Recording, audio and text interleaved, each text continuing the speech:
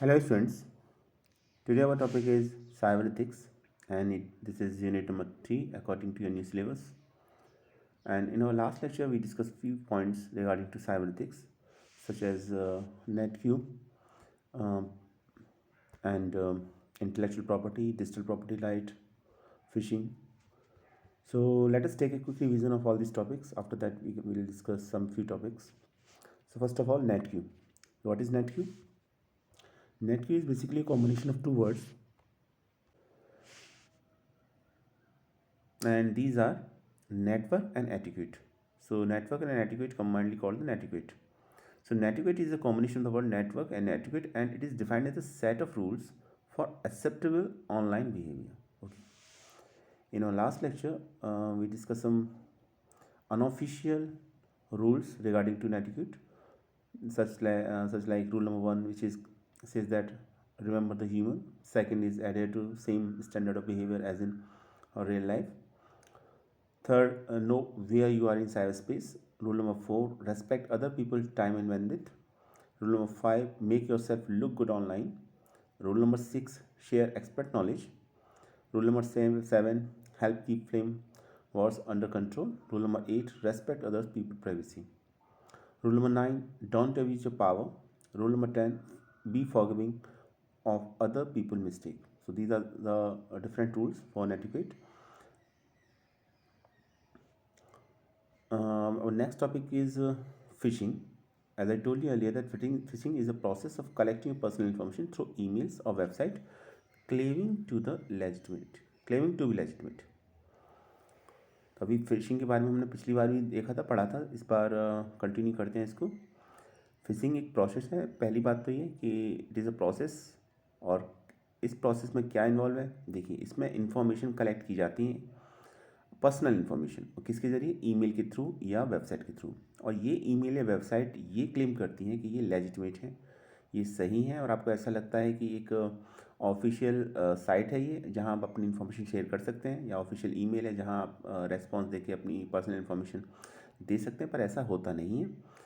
और इसमें आप अपनी पर्सनल इन्फॉर्मेशन जैसे user name, password, credit card number, debit card number, Aadhaar number, ये सभी इन्फॉर्मेशन आप दे देते हैं. और इसके बाद होता ये है कि रिज़ल्ट जो होता है आइडेंटिटी थेफ्ट की फॉर्म में होता है या फिर फाइनेंशियल लॉस की फॉर्म में होता है. तो ये कॉन्सेप्ट कहलाता है फिशिंग का. लास्ट टाइम हम डिस्कस कर चुके थे इसको. बात चली थी स्पूफिंग की. ओके. तो स्पूफिंग का मतलब क्या है.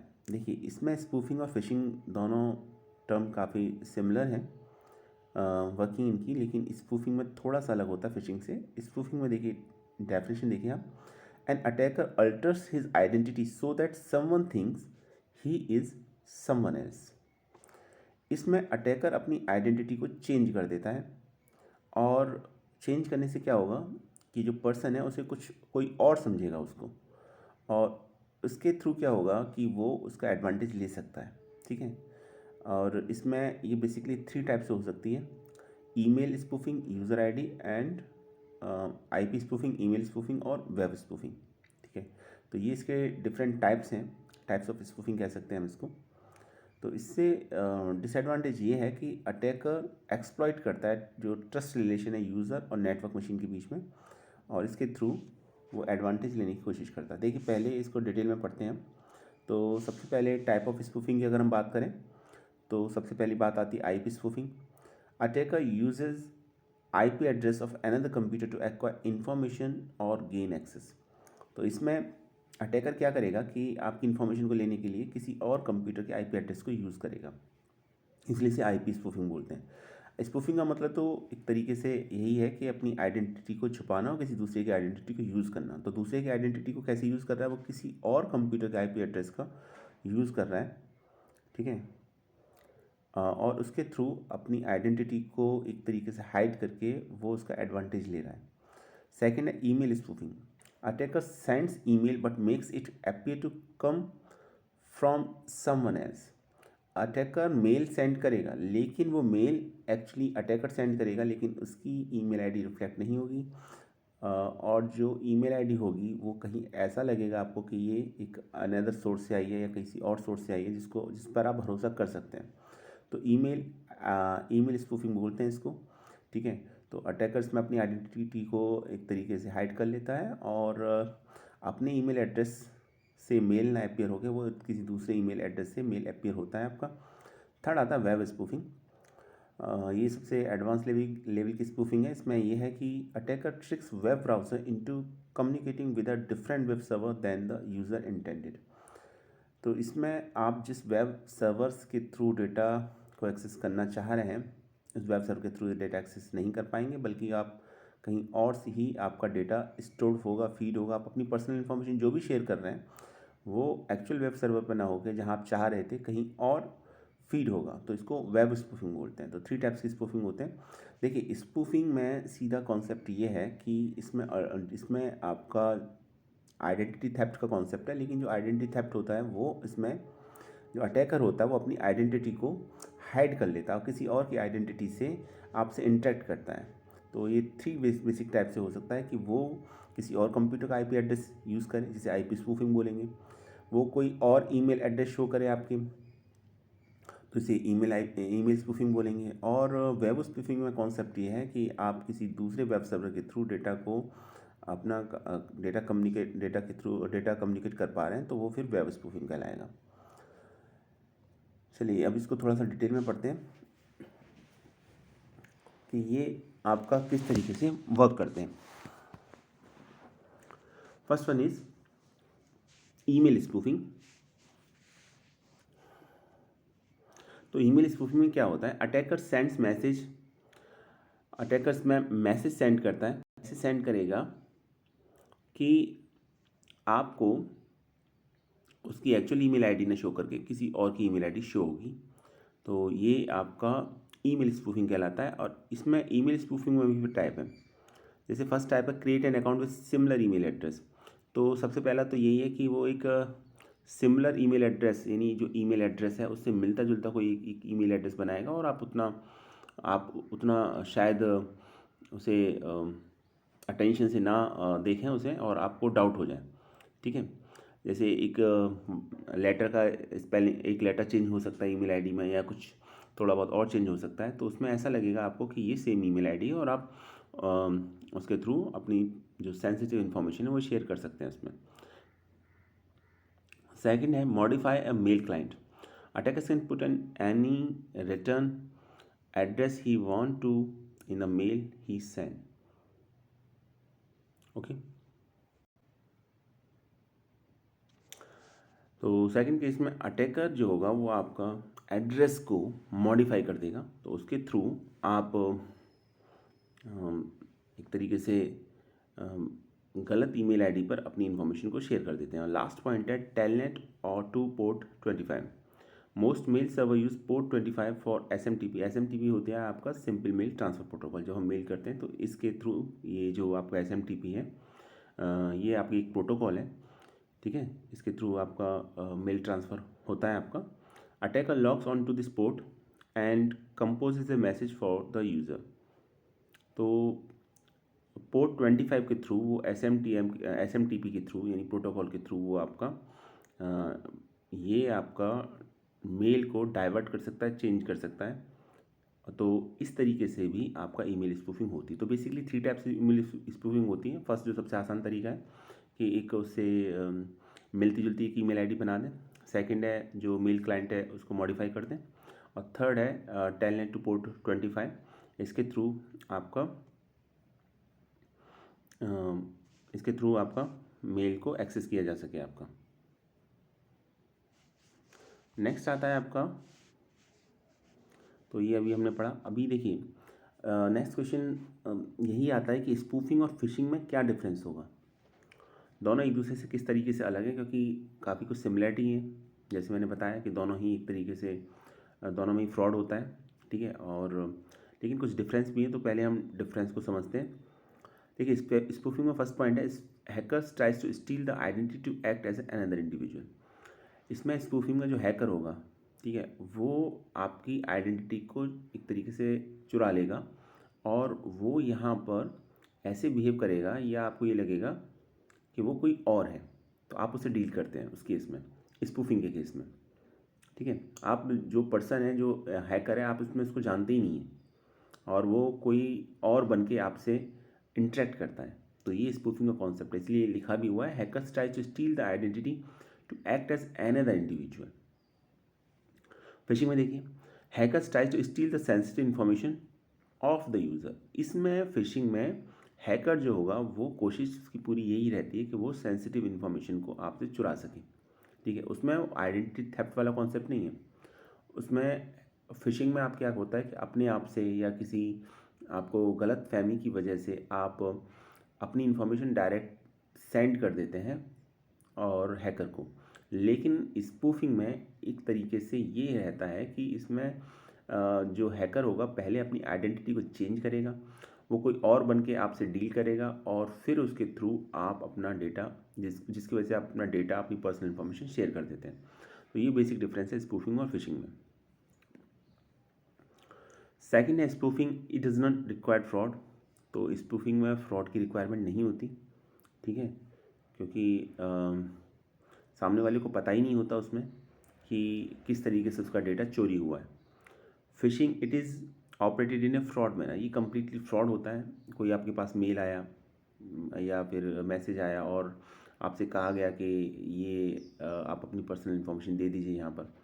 कोई सपोज़ किसी बैंक से ही आपका एक मैसेज आया जो आपको लगा ऑफिशियल है और आपको ये लगा कि ये इन्फॉर्मेशन मांगा जा रहा है, तो आपने वो अपनी इन्फॉर्मेशन पर्सनल सभी जो इन्फॉर्मेशन थी आपने दे दी।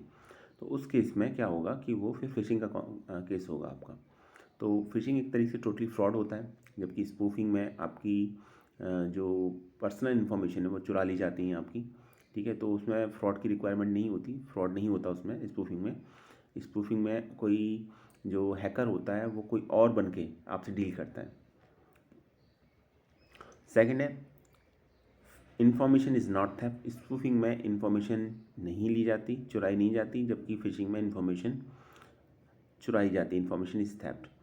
Next point, hacker tries to steal the identity to act as another individual. तो इसमें स्पूफिंग का जो मेन ऑब्जेक्टिव है वो आपका आइडेंटिटी थेफ्ट का है। वो आपकी आइडेंटिटी को ही चुरा लेगा और आपसे किसी आइडेंटिटी चुराने के बाद वो आपसे ऐसे बिहेव करेगा जैसे वो कोई और है। ठीक है, तो इसमें टोटल जो कॉन्सेप्ट फोकस है आइडेंटिटी थेफ्ट के ऊपर है। तो इसलिए लिखा भी हुआ है, hacker tries to steal the identity to act as another individual. और फिशिंग में क्या है, hacker tries to steal the sensitive information of the user. इसमें जो फिशिंग में है आपका हैकर्स आपकी सेंसिटिव इन्फॉर्मेशन को चुराने की कोशिश करता है। मे बी पॉसिबल वो उसमें कामयाब हो जाए और मे बी पॉसिबल वो कामयाब ना हो। ठीक है, ये डिपेंड करता है कि आप रेस्पॉन्स देते हैं नहीं देते।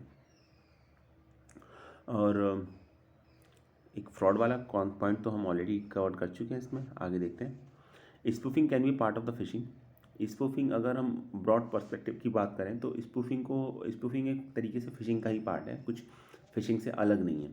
ठीक है, फिशिंग एक बड़ा वर्ड है, स्पूफिंग उसके अंदर ही ये सब बातें आ जाती हैं। And fishing can not be the part of the spoofing, जबकि फिशिंग आपका स्पूफिंग का पार्ट नहीं हो सकता। एक तरीके से हम ये कह सकते हैं कि अगर मैथमेटिक्स की लैंग्वेज में हम बोलें इसको तो ये आपका सबसेट है स्पूफिंग फिशिंग का। ठीक है, next point, in spoofing needs to download some malicious software in victim computers and in phishing no such malicious software is needed। देखिए, स्पूफिंग को परफॉर्म करने के लिए ये ज़रूरी हो सकता है कि आप कुछ malicious सॉफ्टवेयर जो विक्टिम कंप्यूटर है जिसके साथ स्पूफिंग हो रही है, स्पूफिंग कॉन्सेप्ट, तो उसके कंप्यूटर में आप कुछ ऐसे malicious सॉफ्टवेयर को डाउनलोड करते हैं इंटरनेट के थ्रू।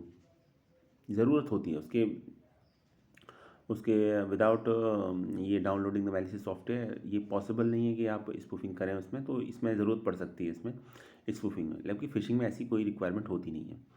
नेक्स्ट है spoofing is basically done to get a new identity and phishing is done to get secret information. Spoofing का टोटल फोकस एक न्यू आइडेंटिटी गेन करने के लिए होता है, जबकि फिशिंग का जो फोकस होता है, phishing is done to get secret information. जो सीक्रेट इन्फॉर्मेशन है उसको गेन करने के लिए होता है, आपकी यूज़र नेम, आपकी पासवर्ड, आपकी आईडी, ये आपका सीक्रेट इन्फॉर्मेशन गेन करने के लिए फिशिंग होता है आपका, जबकि आइडेंटिटी थेफ्ट का जो कॉन्सेप्ट है वो स्पूफिंग से रिलेटेड है। ठीक है, और अगर मैं वन वर्ड के अंदर बोलूँ, अगर आपको याद रखना है इसको हमेशा के लिए, तो फिशिंग का मतलब है एक तरीके से इन्फॉर्मेशन थेफ्ट आपका कॉन्सेप्ट फिशिंग का है, और सेकंड आइडेंटिटी थेफ्ट का कॉन्सेप्ट आपका स्पूफिंग का है। ठीक है, तो ये पॉइंट बहुत मेन पॉइंट है, इसको याद रखिएगा स्पूफिंग और फिशिंग में। सेकंड है आपका लास्ट इसके टाइप्स। तो टाइप्स की बात करें, अभी स्पूफिंग के तो टाइप हमने पढ़े ही थे। तो ईमेल स्पूफिंग है, यूआरएल स्पूफिंग है, ठीक है, आईपी स्पूफिंग है। और फिशिंग में आपका फ़ोन फिशिंग है, क्लोन फिशिंग है। तो इसको उतना डिटेल में पढ़ने की ज़रूरत नहीं है, क्योंकि एग्ज़ाम पॉइंट ऑफ व्यू से फिशिंग क्लियरली मेंशन है, तो एग्ज़ाम में डेफिनेटली आएगा। ये तो है, क्योंकि सिलेबस में जो यूनिट 3 है उसका सिलेबस काफ़ी कम है, ठीक है। और कुछ सेलेक्टेड टॉपिक्स हैं उसके अंदर जो देख के ऐसा लगता है कि क्वेश्चन इनसे बनेगा। तो फिशिंग के बारे में जनरली क्वेश्चन आ सकता है, डेफिनेशन पूछी जा सकती है, ठीक है। और इस तरीके से पूछा जा सकता है स्पूफिंग और फिशिंग में क्या डिफरेंस है। स्पूफिंग क्लियरली मेंशन नहीं है सिलेबस में, पर जैसे मैंने बताया कि ये इंटर रिलेट करता है एक तरीके से, और एक तरीके से स्पूफिंग हम ये कह सकते हैं कि ये फिशिंग का ही एक तरीके से पार्ट है। तो वहाँ फिर आपको क्लियरली पता होना चाहिए कि स्पूफिंग क्या है और फिशिंग क्या है, ठीक है। तो एक कॉन्सेप्ट ये था आपका। एक और कॉन्सेप्ट है जिसे बोलते हैं फार्मिंग। तो ये भी फिशिंग की तरह ही है, लेकिन एक ये मोर एडवांस टेक्निक है, ठीक है। तो इसके बारे में पढ़ेंगे अभी।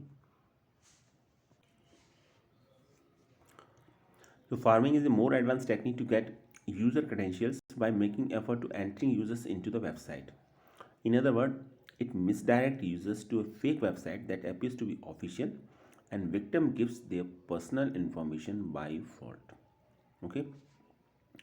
Second point is, in farming, fake website is created which appears to be official.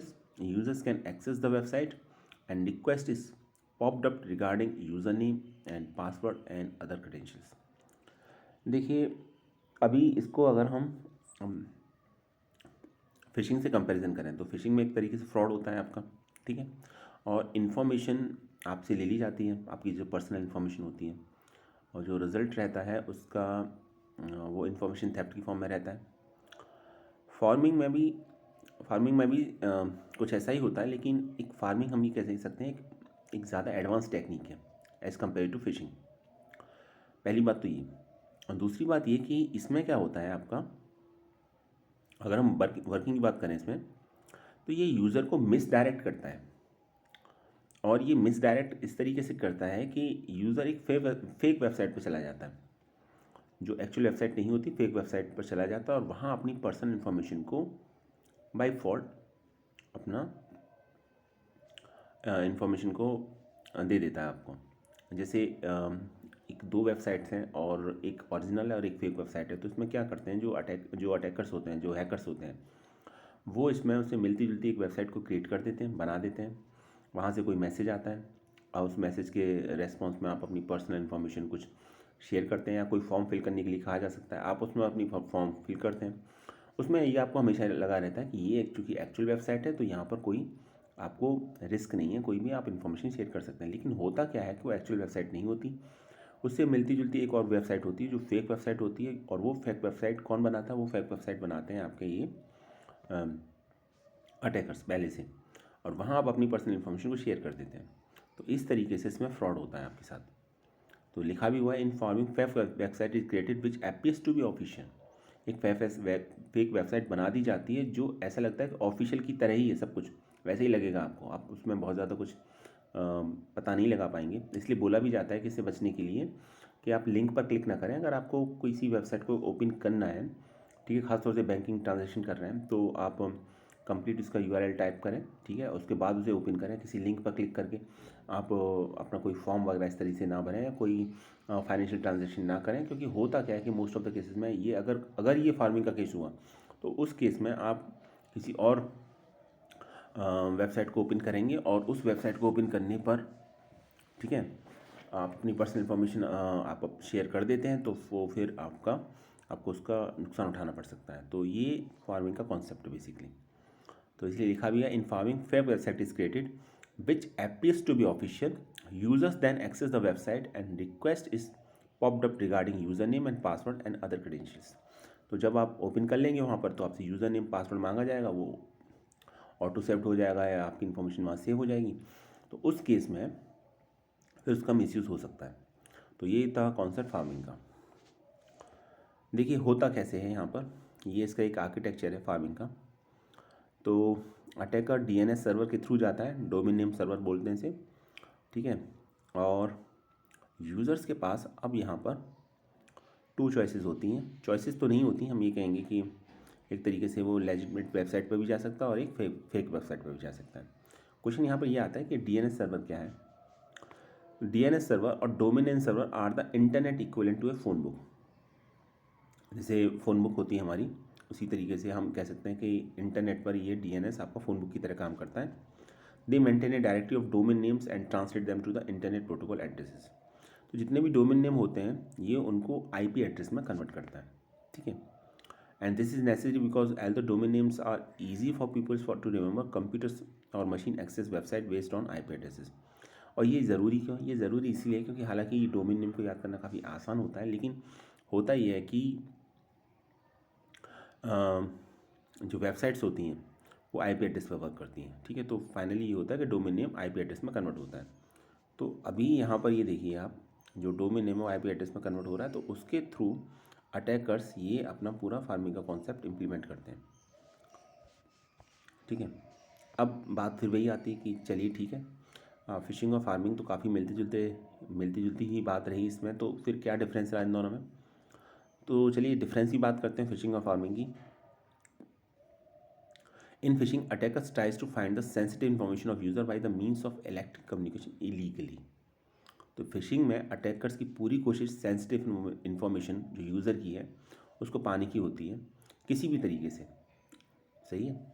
और ये इलेक्ट्रॉनिक कम्युनिकेशन के थ्रू होता है, ईमेल के थ्रू या फिर आपका और अदर मेथड्स हो गए, इलेक्ट्रॉनिकली किसी भी तरीके से वो आपको इसको पाने की पूरी कोशिश करता है। जबकि फार्मिंग में क्या होगा, फार्मिंग एक मोर एडवांस टेक्निक है, ठीक है। Pharming is a more advance technique to get the user credentials by making effort to entering users into the website. इसमें फिशिंग में कोशिश ये रहती है कि इन्फॉर्मेशन को पाया जा सके, फार्मिंग में भी यही होती है कोशिश, लेकिन फार्मिंग कहीं ज़्यादा एडवांस टेक्निक है। इसमें तो वेबसाइट ही टोटल फेक बना दी जाती है और उस फेक वेबसाइट के थ्रू फिर आपका ये कॉन्सेप्ट इंप्लीमेंट किया जाता है।